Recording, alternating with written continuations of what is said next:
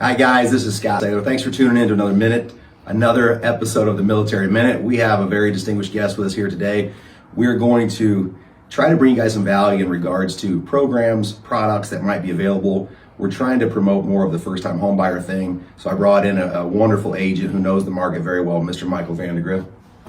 Michael Vandergrift, MCV Realty, Keller Williams, here with Scott. Yeah, we're working on a homebuyer one-on-one that we have the second Tuesday of every month at Parkwood Church of God to try to bring value to home buyers, not just for first-time home buyers, but people downsizing, upsizing, to help with the process and give you products that'll help you in that. That's awesome. Tell everybody out there, where is the actual location? Actual location is at the corner of Hobson and Trier, right by Purdue Fort Wayne University. It's 3320 Hobson Road. Right next to Sweet Spot Golf for all you golfers out there. So one of the things that Michael and I do, and this is all his brainchild, he put the whole thing together, which is awesome. If you're a first-time home buyer, wonderful. If you own a home currently and you're thinking about upsizing or downsizing, or if you have those pesky kids that won't leave your house and they're living in the basement, that might be another good one to have a reason to stop by the program. But so it's every month. It's the second Tuesday of the month. We're trying to be very consistent, so that way if you guys don't make it to this one, you can make it to the next one. But one of the things that Michael and I were talking about, the biggest deterrent for first-time home buyers is typically fear, right? They're too nervous to apply. They don't think they're going to get approved. The second thing that we run into is typically money, right? Yeah. So when you're representing a first-time home buyer and you're going through the process of explaining things to them, how often does down payment money come up? Quite frequently. That's typically the major concerns people. I need to save up for that. Right. So that's where, we want to talk about down payment assistance programs. Absolutely. So there are a multitude of programs that require no money down. I guess the first and foremost, the one that's near and dear to my heart is a VA loan. If you are a home buyer and you are a veteran, and it can be any branch of the service, Navy, Army, Air Force, Marines, it can be the Guard, it can be the Reserves, whatever it may be. There are different caveats, but that is a zero down program, right? What's the rural program that we use? USDA. Boom. He's a real estate agent. He knows these programs inside and out, but USDA is also a zero down. Correct. The downside to USDA compared to VA is there's some income restrictions, right? Anybody living in the home, we've been through this. Anybody living in that home, if they're above the age of 18, they count them as income. Even if you're not married, they count that as income typically. So that's probably one of the bigger downsides to USDA. And of course, there is an outline for it. It's all typically a rural area that you have to be buying a home in, which can make it a little more difficult. And then we get to, so you've got VA, you've got USDA, then we get to some of the down payment assistance programs, which is kind of what we thought would be good to do a little video about. You have, not only do you have FHA and you have conventional down payment assistance programs, but you've got in between there, you have a multitude of programs that people may or may not qualify for. So just because they have the right credit score.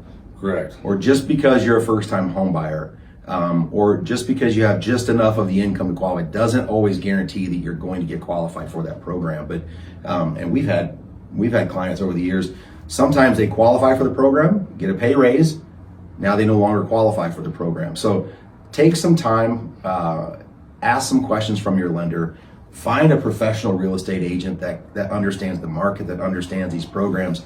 Figure out how you're going to get qualified before you go home shopping. I guess before I even say that, Mike, what do you think? Is it imperative that they do get pre-approved before they go look at homes? Yes, I always encourage that's the first step in the process, because you need to know what you're looking for.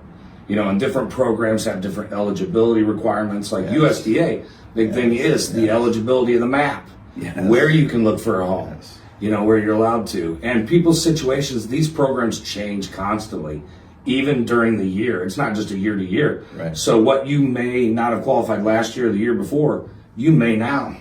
Absolutely. And that's, Michael brings up a great point. So just because you're pre-approved right now, it doesn't necessarily mean 30, 60, 90 days from now, the pre-approval is still the exact same. What we've been doing is going through some of our pre-approved buyers, calling them, asking them about, hey, did you get bonus money this year? Did you get a pay raise? Did you get any kind of income bump? Did you have anybody else that you're thinking about moving in the home with? Or has anything changed on your finance side? Because if things change, your pre-approval could change for the better or the worse, but please, please, please take the time to get to know a lender. Find a real estate professional like Michael. He can walk you through some of the products.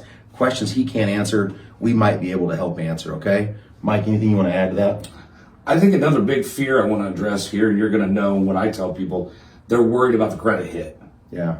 That is the biggest thing on people. And what I typically tell people, and correct me if I'm wrong, is it's a small hit that's temporary and it goes away in a month or two.